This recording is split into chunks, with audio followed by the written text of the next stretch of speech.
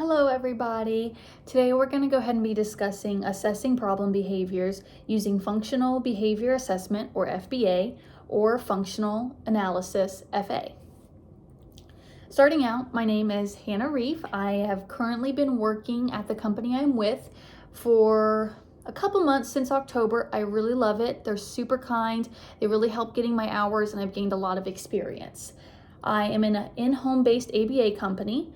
And although I have been working in this in-home ABA company, I have also worked in clinic. And I do say that after I graduate and after I collect my hours, I'll collect the rest of my hours about a year after I graduate. I think that I would prefer to do in-home just because it's more flexible with hours, but I also can see myself doing in clinic because I love the structure. I'm a very structured person.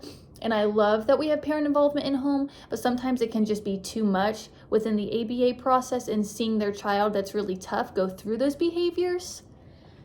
But I have not had a lot of experience personally dealing with FBAs and FAs.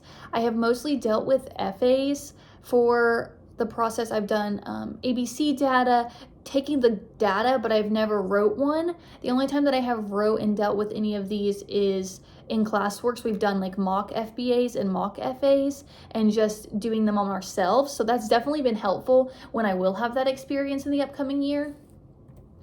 So starting out, how do you determine when you should conduct a functional based assessment? So it's important that we're looking at our data and that it suggests more than one function. So if we're seeing problem behavior such as falling to the ground, is it because they're not getting their way? Do they need something? Are they trying to escape? Are they trying to gain attention? It's important to decide why the behavior is occurring.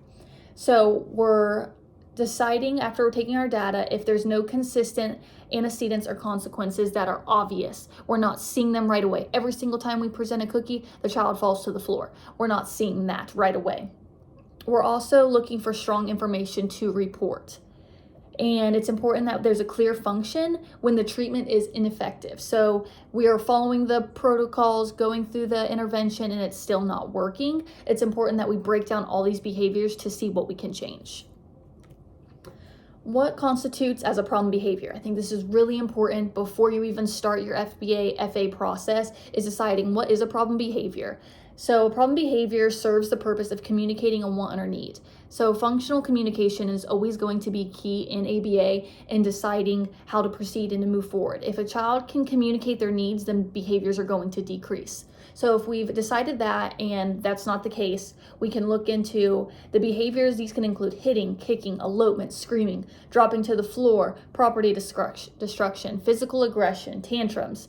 But this isn't what constitutes a problem behavior. What constitutes a problem behavior is that it disrupts the child or their family's life and prevents them from being able to participate in everything they could given their abilities and skills. So if they're able to go out in public, but they're engaging in behaviors that's prohibiting this, that's really important. So a problem behavior also has to reoccur. It can't just happen one time, oh, that's a problem behavior. It has to occur many times, many different environments over a period of time. And then it also disrupts the therapy behavior, like sessions. So it also can disrupt the home life, but we have to be able to see the behavior to be able to work on it. We have to evoke the behavior so that we can figure out what the needs are and why it's occurring and figure out a solution. So I really love this example. It is an umbrella and it has FBA. And then underneath it's indirect assessment, descriptive analysis, and functional analysis. I think it's important to think that FA and FBA are two separate categories, but FBA is over top of FA. So this is a category that it's brought down in between. So when you're looking at this, an indirect assessment under FBA, these are interviews, any questions that you're asking the parent that they're answering, the rating scales, recorded interviews. We're looking over recorded reviews. So parents have videos. We're watching these videos that are from somebody else. We're not one-on-one in person with the child. Underneath the FBA, the descriptive analysis. So this is direct observation, scatter plotting, ABC recording. This is what I have the most experience with.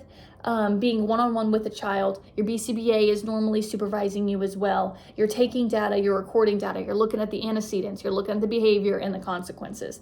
The functional analysis, that is also a bridge underneath the umbrella. So this is designed to identify the environmental causes of the behavior, so we're able to change the environment to see if the behavior is going to occur. What is the difference between an FA and an FBA? Like we talked about, yes, it's two separate categories, and yes, they're two different assessments, but FA is underneath FBA. So an FBA is a behavior analytical tool, and an FA is a complex way to determine the function of a behavior by manipulating the environment. So the FBA is a method for identifying the variables that predict and maintain the problem behaviors. The FA is designed to identify environmental causes of the behavior. Who's around? When is it occurring? Is there a certain prompt that's evoking this behavior? While FA is just identifying all the variables so that we can understand why the problem behavior is occurring. Does my organization conduct FBAs, FAs, or both? So since I have about a year left on my hours, I'm not really at that point yet within my organization to be conducting FBAs or partnering with my BCBA to conduct FBAs, but I know that we do FBAs when behaviors are occurring. So when we first start out with an intake with a client, you're going into the intake, you're asking these indirect questions, you're talking to the parents, you're getting the questionnaires, you're filling out, you're getting parent advice of what they have done with the behaviors. How can we change that? You all also direct observation with the client, so you're able to see the behaviors that the parents are talking about. So when the BCBA is deciding a plan moving forward, they're taking all this information into effect. So they do the indirect to direct observations, breaking down on this diagram. After the indirect observations, you're looking at the structured interviews, the questionnaires, the rating scales, the checklist. They have a full form and system that they fill out and collect all this data and have information on it.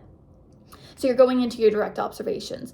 This is your FAs and your descriptive assessment. So that's ABC narrative recording. You're using scatter plots, ABC continuous recording. And over to your functional experimental analysis, this is your control condition, your escape, your attention, wanting to be alone. You're able to see these behaviors, monitor them, and collect data given on these behaviors.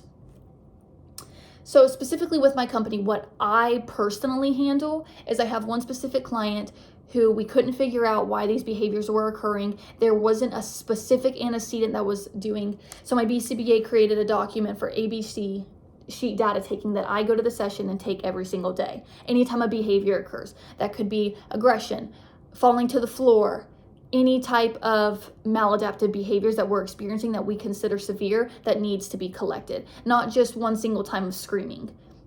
But so there's a column that says antecedent behaviors. So there's given direction, new task, waiting. It gives all different types that could be occurring. And there's also a spot for other. So that we're able to take exactly what occurred before the behavior. So when you're going off of the behaviors, it goes off of crying, whining, screaming, biting, kicking, all of that options. And then the consequences follows with, what did we do? Did we use DRA? Did we use ignoring the behavior? Verbal reprimand. What is going on right after the behavior, and why is this given the behavior like more time to occur? So we also mark if it's in low intensity, high intensity, and how long it's occurring. This has really been helpful to narrow down what is going on in the behavior and why it's occurring. Whether dad's around, grandma's around, the little sisters are involved, it's really important that we know all these so that we can move forward with intervention. So when should you use an FBA and an FA? Honestly, it's really good to be able to target behaviors and see why the behavior is occurring, how we can intervene on them, and give the child the most independence possible. So an FBA does not have to include an FA. So an FBA can be taken with all the data, intervene on behavior, but we don't need ABC data. We don't need any of that. We can do directly from parents' report and questionnaires. If a student is displaying problem behaviors that are disruptive to their learning, that's when I think, that's why we're doing ABA. We're targeting these behaviors. So if we're seeing these behaviors, let's put in the most effort we can to eliminate these behaviors. FA. So at my company, how I have personally used FA, because that's the one I'm going to be targeting, and there is steps. So first I have reached out to my BCBA. They're tracking the behaviors that are occurring. And I said, hey, these are really detrimental to therapy sessions. Parents have brought them up. We're really struggling with this. They're going to come, they're going to do direct observation. They're going to see the behaviors I'm talking about as well, make sure there's treatment fidelity, we're doing the right type of intervention. And then we're going to decide if the behavior is detrimental enough. So the questions that we kind of ask ourselves: who's going to conduct it? Where will it be conducted? What conditions will be included? How long will data be collected? How long will sessions be? When is it over? So to kind of answer these questions, I'm going to be conducting the FA, partnered with the BCBA. It's going to be conducted in-home because we only do in-home with this client. What conditions will be included? We're going to decide who's involved, who's there. We write that to the side. How long will data be collected? We're doing the entire duration of the session, which is normally about 2 hours every morning. How long will sessions be? 2 hours. And you're going to be collecting the ABC data this entire time. When is it over? When the session ends. When the session is in, that's when we're not going to be taking data anymore. So the FAs require at least 2 people, so a therapist and a BCBA, a person who's taking the data. It must be overseen by a qualified profession. I don't just take it upon myself to take ABC data. I inform my BCBA about what I'm experiencing, and then they'll direct me from there. So it's recommended that a BCBA oversees the FA. So we first go into its intake, parent participation, parents with questionnaires, identify problems behavior with data collection. So the conclusion, kind of wrapping this up, as I have moved through this progress, I guess what I want to know from my peers who are watching this, and my fellows who are going to become BCBAs as well, how are you involved in the process with your company? Are you more involved than I am, or are you specifically just taking data? And then if you're involved in both of these, where do you prefer? Do you prefer FA, FBA? What's your preference? So the resources that I used a lot for this, which was really helpful, was an actual conference that happened in Georgia. Zawoski and Zateka performed like a breakdown of what an FBA is, what an FA is, and helped us depict what the difference is. And I also completed a literature review to support all this data. And I could put a couple different ones in here. Intervention evaluation of trial-based function analysis in school. A lot of this FBA and FA, the data that I had saw online, was in school. It was hard to find actually in therapy sessions, but it was with children on the spectrum. And then it just broke down what I used within the presentation and how it helped me.